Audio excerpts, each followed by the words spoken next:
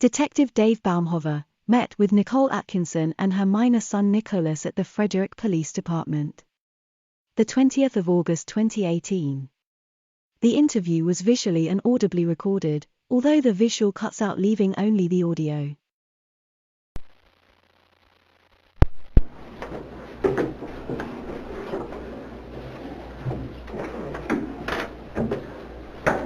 Okay, so I just want to do a follow-up interview, mainly with your son. Okay. We talked real briefly at the house. Yeah. Okay. I just urge you, when I ask him questions, that just don't try to answer for him at all or anything like that, and then you just answer the best of your ability. If you don't know, you don't know. Don't worry about it. Right. Okay. So what's your name? NICOLAS Atkinson. Nicholas. Do you have an ID? I do. That's easier sometimes. Let's take a picture of it.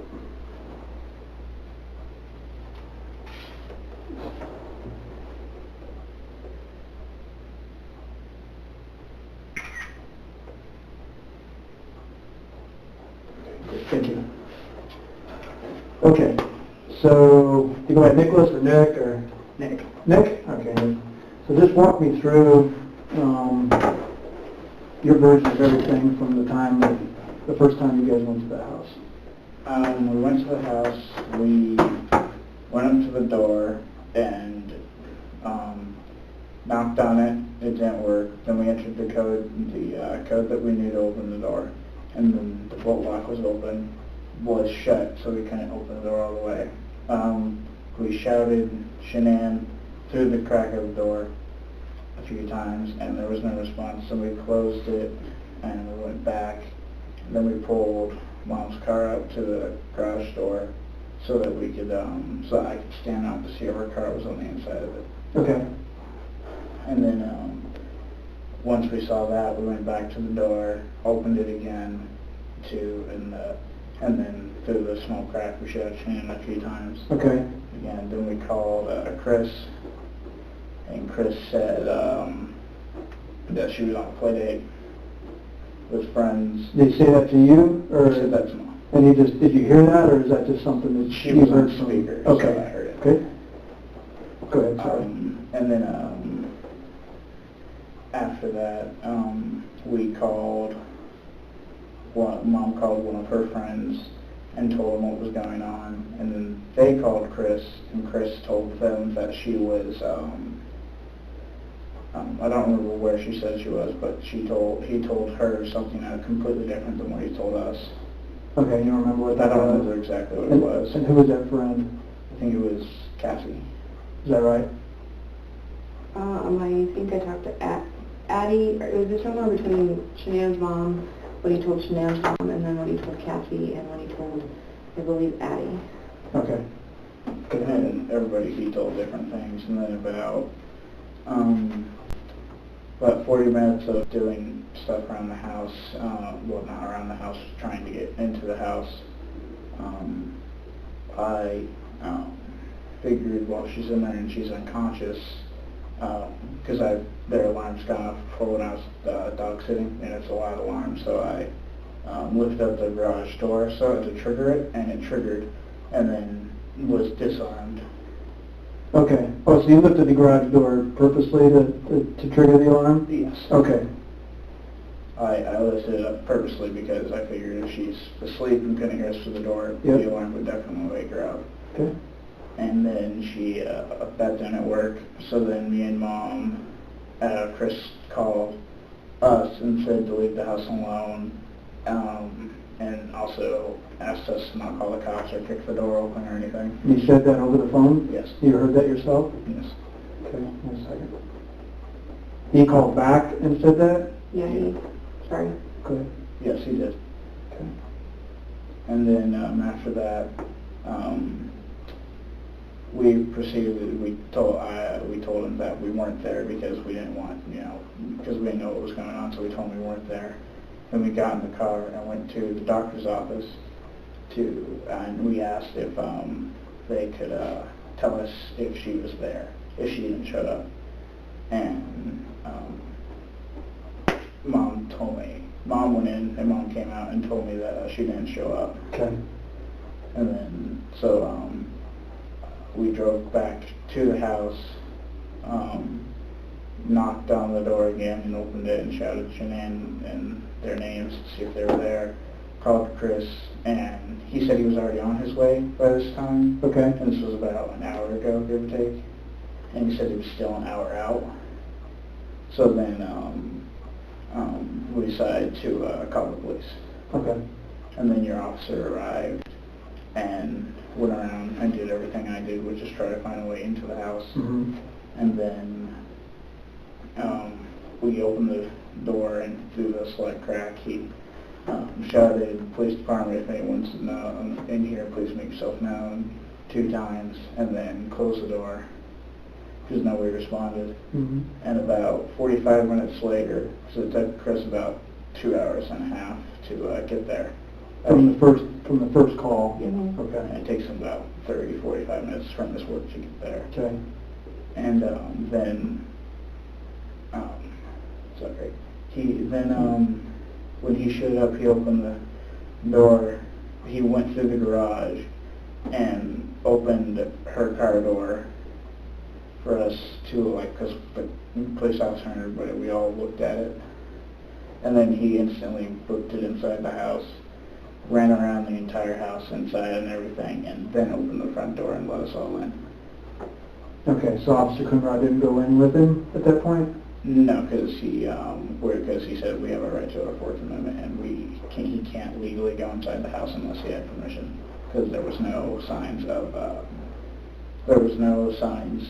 a fight or disturbance for him to be allowed to enter the home. Okay. And then once he came around and opened the front door for us, Chris said he could come in, and then they all went. They searched the main floor. No, they went. Okay, everybody went. They went upstairs, and Chris was about 10 feet ahead of everybody, and I followed them upstairs. And then when I came upstairs, I figured something was up and something wasn't right, so I instantly went over to the couch and started moving pillows, and I found Shanann's phone under the pillows. Okay, and what drove you to the couch? It's the first thing that I thought, where would I hide something if it went missing? And I figured I'd hide it under something, so I was going to go to the couch, and I was going to go look under the bed, and then I was going to go look in CC and Bella's room under everything. Okay. And the couch was just the closest thing. So when you found it under the pillows, you said? Yeah, it was under the pillows that were on the couch. Okay. Do me a favor. I know what it looks like. I just want you to draw the couch for me, and then how it would be situated in the room. You don't have to be an artist, but just with the best of your memory. So I'll do like an overhead view. So here's that's the centerpiece, and this is the L couch.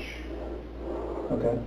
And then here's where their TV and setup and everything would be. Sure. The stairs would be here. This would be Cece's room, I think it is. Okay. And then this would be Bella's room. And I came up the stairs from here, and the phone was right here, underneath the pillows. Okay. That are all set up along the couch. So is this laying underneath the pillows, or like in between 2 pillows, or? It had about maybe 3 or 4 pillows like on top of it, and Like laying flat? They were pushed and positioned back up to where Like they would normally be? Like they would normally be under it. Okay. And I moved them in bed because I started just moving them, and once I moved these ones, which there's about 2, then I got to maybe around here. Mm-hmm. So maybe a foot under the couch, and then I saw her at the corner of her phone, and I reached out from under the pillow and grabbed it. Okay. Was it face down or face up? It was Do you remember? face up. Face up. Wait, If you don't know, that's okay. I don't remember. Okay, that's entirely. fine. Can I add something? Sure. The whole weekend she had one of those little things on the phone. I don't know if it's still on there, but Like a battery pack? No, it was like Oh. a clutch, so she could wear it on her wrist, because normally she has one of these on it. Oh, okay. And it broke or whatever, so she had one so that like when she held it to take pictures, if she dropped it, she would drop her phone. Break her phone, And yeah. I don't remember that being on it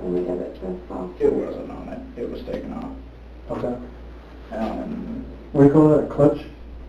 Like a lanyard? Kinda, yeah. And then after I pulled the phone out and looked at it, and then said I found her phone, and Chris said thanks, and I remember Chris put his hand out and said thanks because he wanted me to give it to him. Okay. And I remember handing it to the officer, and and the officer couldn't do anything with it, so he handed it to Chris, and then the officer asked if he could open it and see if she texted somebody, and see if she left, and then Chris didn't know the password or was acting like he didn't, and then he tried, I think it was the baby's birthday. Due date. Mm-hmm. And then it opened. And He tried that? He did that and it opened. And did he know that phone? Did he figure it out, or did somebody tell him? It was don't. Cassie on the phone that tried the baby's birthday. Okay, so he was messaging her at that point? No, we were all on speaker. I had her mom on speaker, Cassie was on speaker. When you're going through the house? Yeah, because they were telling me places to look for stuff that I may not have thought of. Okay. And then after that, they started going through the phone, and I didn't want to go through anything else because if they were somewhere in the house, I didn't want to go through stuff in front of Chris.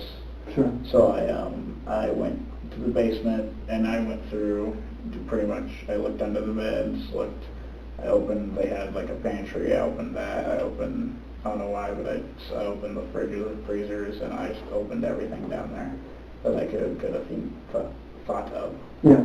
And then I didn't find anything, so I went back upstairs to the main floor, and I looked around, and there was nothing. And they all came downstairs, and then I went upstairs and pretty much I looked in all the closets, the rooms, under the beds, the restrooms, pretty much everything. You didn't see anything? Yeah. Did you go in their bedroom? I did. Okay. See anything in there at all? The bed was stripped, which, Okay. because I babysat the kids, I have dog sat for them and everything, and that bed I've never seen not have stuff on it. It's always had sheets on it. And they've always kept their room in pretty good shape, and the sheets have never been on the floor, the pillows were never on the floor, and when I walked in there, the pillows were all on the floor, the sheets were, the comforter was thrown into the corner along with another top fin sheet, but the elastic band thing you put on that one I did. Yeah, that one I couldn't see or find. And do you remember what the sheets look like? I think they were white and blue striped. Okay. I think. And then after that I walked downstairs and walked out of the house and was out by the car for a little bit, and the neighbor, the neighbor came out through his front door and looked at me, and he said he has a camera that sees everything in their drive-through if we'd like to come look at it, and I said yeah. So I went over there and looked at the video footage, and then we saw Chris's truck back up to the garage to where you couldn't see the back of the truck. Right. And let me back up real quick. How did his neighbor become aware? My bad, I forgot to mention that. Sure. When the officer arrived, we were both in the backyard, and I was following the officer around, just trying to help him, because if he found a way to get into the house, I was going to obviously want to go to go to the front door and let Mom in and everything. And the neighbor saw us in the backyard looking around, and he asked if it was okay. I said Shanann's missing, and I asked him if he'd seen her, and he said no, which is strange. And then that's how he knew what happened. Okay. And then he said, I don't remember what the conversation was, but we in essence told him what was going on. I did, told him what was happening, and then he said, oh, okay. And then we all pretty much went back to the front of the house and waited for Chris. And then after we went through and searched and everything, then he told me that he has a camera that sees everything. So I believe it was me and the officer went into the house and went into the neighbor's house and watched the footage, because at that point I was really curious and wanted to know what the hell was happening. Because then we watched the footage, and Chris saw us go in there, so then Chris followed us in and had his, as we were watching it, once we saw his truck back up, and he was, you could tell he was ferrying something back and forth to his truck. He kept going like this and getting in front of the view of the TV to try and prevent, it looked like he was trying to prevent me and the officer from seeing the upper left corner of the screen. And he almost prevented me, because I had to move over about a foot and look over the officer's shoulder to see what was happening, because he kept moving over so I couldn't see it. Okay. And then after watching that, I walked out, and the officer watched it a few more times and called you. And then Mom walked in and watched it, and I went outside with Madison, the baby. And then after that, you showed up, and then that was, I went back in and looked at the tape a few more times, and then then I went, the neighbor looked at me and told me to go inside and see, like, look carefully for anything that's, like, been cleaned or any, like, red spots or anything in case something did happen. So I went inside and looked around, and that's when I came back out to you and said that I thought I saw the plant. Yeah, right on the plant. Yeah. And then after that, I believe you and the officer went in with Chris and looked around for a little bit, and then I believe after that it's a little blurred. I think after that you came out and said that you guys will investigate it, and then me, Mom, and Madison. I put Madison in her car seat, and we all got in the car and left. And then Sandy's mom, not Sandy's mom, Shanann's mom. Sandy. Yeah. Called Nikki and asked for Nikki to go back and give the neighbor Frank's phone number. Okay. Which we then drove back and did. And then after she did that, she came back to the car, and we all got in the car and we left and went home. And we... Okay. Okay, very good. That's good and detailed. I appreciate that. Did it seem like Chris, did it seem like to you, or you didn't even have prior knowledge, either one of you at this point, that he knew that camera was there? Yeah, he definitely. Before that day. So he was very well aware of the camera? Yeah, I didn't know. I had no idea the camera was there. So. He willingly admitted that the camera was there too, that he knew it was there, because he said to the guy that he would ask the neighbor a lot to look at the footage to see if somebody was trying to break into his truck. Prior to that? Yeah. Okay. Okay. So he knew the camera was there. Okay. All right. A lot of this stuff I already know. I just need you to say it. So I'm probably getting used to this, but I'm sure you are at this point. But I'm still in shock. yeah. Oh, absolutely. I totally get it. Okay, very good. So that's a good recount of what happened. That keeps me from asking a lot of questions because it's recounted. Can you do me a favor and just sign and date that for me? No. I only smirk because they don't teach them how to do signature nowadays. You know? No, so yeah. We had to teach them how to write, like, a signature, because I'm like, no, you don't let me write a signature. What's the day? 19th, I think. 20th, I believe it is now. Yeah, 20th.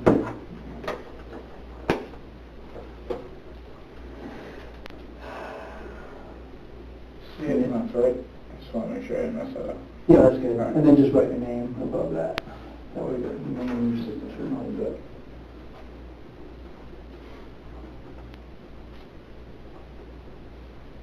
great.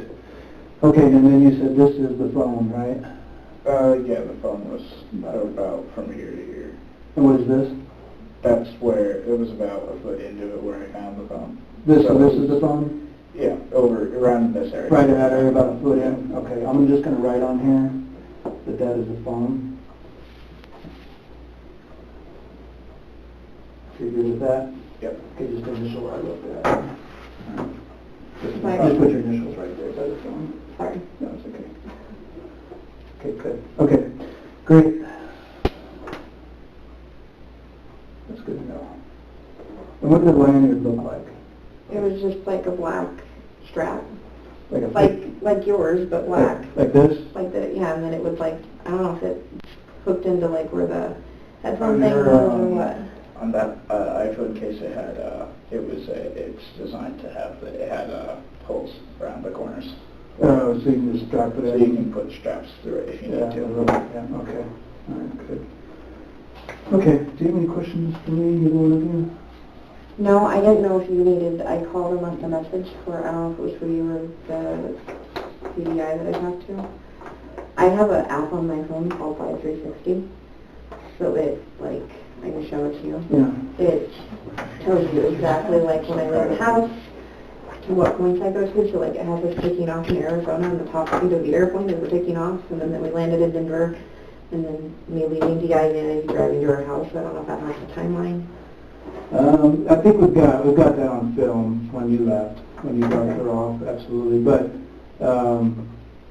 and it shows when you came back to the house the next day and all that. Yep, it shows me going to the doctor's office, everything. Okay, absolutely. Then is there any way you can download that, or how does that work? I took screenshots of it, so I can send it to you. I kept bothering her and saying, "Mother, do you have something that tracks you of where you went that night and day?"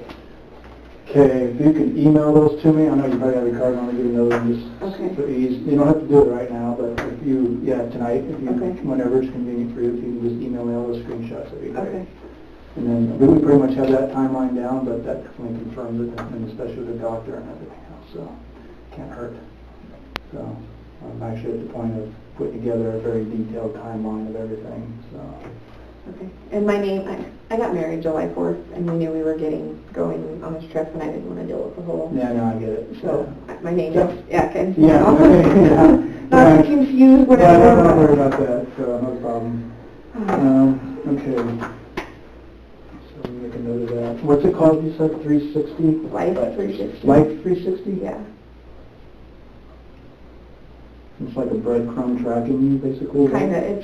We do it because my husband has a hard time telling me when he gets to work, and I worry that he gets in a car accident. Yeah, I get so you. Okay. He set it up to where it pings when I get to work and when my husband gets to work or when we're leaving. So Yeah, then techie guy. yeah. I've played with it. Yeah. So then he knows they're on their way home. I need to stop doing whatever I'm doing. Wow, you're starting to catch on to why it sets so many parameters on what happens. Okay, I'll make a note here. Will email me screenshots. Okay. So I know we're all watching the news and whatever to Yeah. find out stuff or whatever to figure out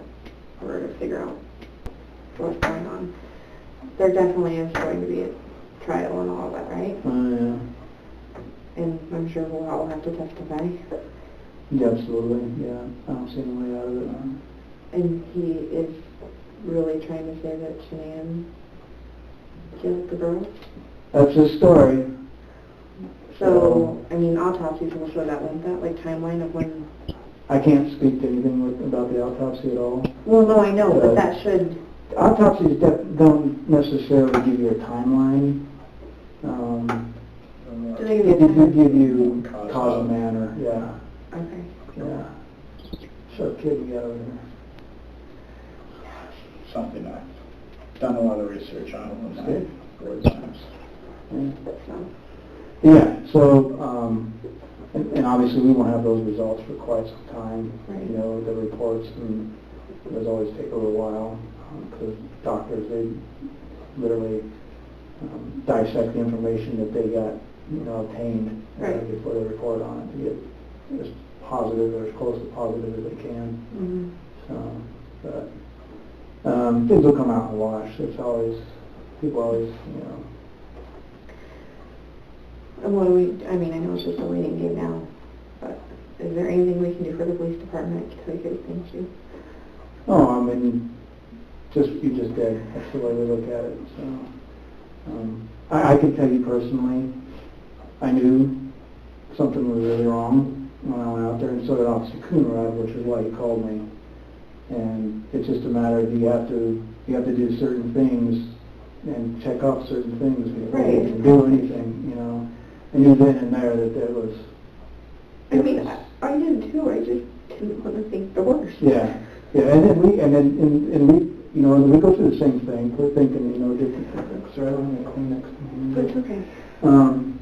You know, we do the same things, and it's just like, well, maybe she could have done this, or you know, maybe this could have happened. You know, she just got this news, so did she take off just to mess with his head, or you know what I mean? We have to check off all that. So that night, that's why we weren't sure, or did she go out in the field? Are we looking at murder-suicide? You know, people have done crazy things, and so we put a drone in the air that night to check all the fields in the area. We had all the canvas out, and I knew then that night that I already made the decision that if she has not returned by morning, even if we had nothing else than what we got from the house, we were going to initiate a full-blown investigation, which is what I did, and here we are. So That's all it took. yeah, because it was just too wrong, too much too wrong. Right. So yeah, he's a hard one to read, you know. He's always been that way, though. Yeah. I mean, he was always, like, friendly, Mm-hmm. but oddly friendly, if that makes sense. Flat line. Yeah. Yeah. I mean, he played with the girls and he laughed and giggled with them, like, I mean, you've seen videos. He looked like he was an amazing father, and he was. I mean, but I don't know what happened behind closed doors. I mean. Yeah. I don't either. That part of it, I don't know. We may never know the details of that. Right. Or even what happened. You know, that's the full details. Mm-hmm. That we'll certainly dig. That's my job. So, yeah, I still have friends at CBI that are still helping with certain things. So if you get calls from them, whatever, follow up, and right. you know, they're still in it. Obviously, this is a huge investigation for one detective. So there's no way I can do it alone. Right. So, okay.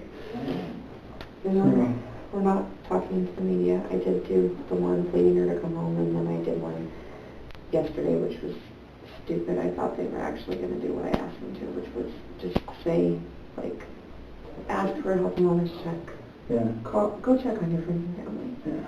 And we didn't, so. Yeah. Learn from your mistakes, right? That's why we don't talk to them. Well, I get that now. They're very persistent, though. Like, is there a line between harassing? Yeah, if you tell them to stop calling me and they continue to do it, then just don't have a conversation with them at that point. If they continue to bug you, then start calling. You know the Firestone, right? Yeah. Yeah. So just call Firestone PD and tell them so these guys will not stop harassing me, and then they can call them. Usually they'll back off pretty quick if you go to that level. Okay. They don't want that. So. What about, like, and I know that this is probably irrelevant and isn't really important, but what about the people on the conspiracy theories and all that? Yeah, I can tell you I've got thousands of those, you know, that, like what people think, how it happened, how it went all down and all that. Yeah, so. Or how involved I was or wasn't involved, or. Oh, yeah, we know better than that. So if anybody says anything like that, just ignore it. I mean, I'm not going to tell you what to do or how to live your life, but the further you stay away from media or social media regarding this, the happier you're going to be. Just stay I mean, away I'm not responding to any of them. Good, yeah. I'm not whatever, but I'm just. Even reading them, I can tell you, is not good. I mean, I don't read any of that. My wife has told me that there's some articles that said that I've said some things, but I don't talk to the media, so I have no idea. I mean, on the way here, I got an email from somebody that posted something, some article, and they said they were apologizing because they're like, now that we know more of the facts, this wasn't what we misquoted, and that they had retracted it. My issue was on, what was it, Friday night? Some of the pictures they were posting was my daughter and Bella, not Bella and Cece. Like, I know that's a silly thing, but That's, My daughter was being, yeah. yeah, people don't care. Yeah, that's And what I I'm called saying. them and said, can you please take that picture off of your news article because that is not Bella and Cece, that is Bella and my daughter. Which channel was that? It was Fox 59 and then, Okay. I don't know, was it Channel 7? Yep. Yeah, and they took it down, but I was just like, that's not okay. Like, you're using pictures of people you don't even know anything about. It's a really hard way to learn the lack of integrity, in my opinion, of the media. Right. But you're seeing it firsthand, so. Yeah. Yep. That's why I didn't watch the news or pay any mind to them. Yeah. Well, good. I'm glad you know now, so. And, all right, again, thank you for coming in. I really appreciate it. So, answered a lot of questions. My opinion. I do not understand why Nick said he looked around the house for a way inside for about 40 minutes and figured Shanann was inside and unconscious. Even if Shanann was inside and unconscious, the girls would have made a noise. They would not have been quiet if they were in the house for that amount of time, which to me would show no one was home. So why was Nick so adamant to gain entry? Nick also stated that when Chris arrived home he ran around the entire house before opening the front door to let them all in. There is no proof of this at all, as everyone was still outside at the front door waiting for Chris to open it. No one went in the house with Chris to say what he had done when entering the home. Nicole Atkinson said Shanann's phone had a clutch lanyard on it the prior weekend, but that it was no longer on the phone when found. In Officer Coonrod's bodycam, the lanyard clutch is seen on the phone. It was not missing. Nick recalled Watts, Officer Coonrod and Detective BAUMHOVER looking around inside the house, but said his memory was blurred after that. What was blurred? Was it the fact that he left the house and walked down the street, to maybe the pool area to see if Shanann and the girls were there, or was his memory blurred for another reason? I asked Nick if he was aware of Watts' prior knowledge of Nate's camera and the direction it pointed. Nick said he knew Watts was aware of the camera, because he stated he's previously asked Nate to review footage regarding an auto trespass. This auto trespass, in my opinion, was set up by Chris, so he could check out where he could and couldn't go, to see exactly what would be seen through the camera. He parked his truck to block the view of the camera so whatever was happening was not seen. Nick seems to know so much about the Watts' lives, even down to how long it takes for Chris to drive home from work, how the house is run, the alarms, where he parks his truck normally. I find it odd for a young boy to know all this stuff. Nick also states when he was looking around the house he even checked the fridge and freezer. What did he think? What was he looking for? Shanann had only been missing a short while at this point, so what was on the minds of Nicole and Nick to be checking out the entire home? Fridge, freezer, underbeds, closets, basement, sofas and restrooms. Seems a bit much to me for the amount of time Shanann had been missing. Nicole stated that she got married on the 4th of July 2018. I wonder why Shanann, being her very good friend, was not at this wedding. She was away in North Carolina at this point. Did she get invited? Was it a small wedding where no one attended? I do wonder on this one. Nick drew this image for Detective BAUMHOVER on where he found the phone. He knows so much about this house's details but got the girls' bedrooms wrong on this.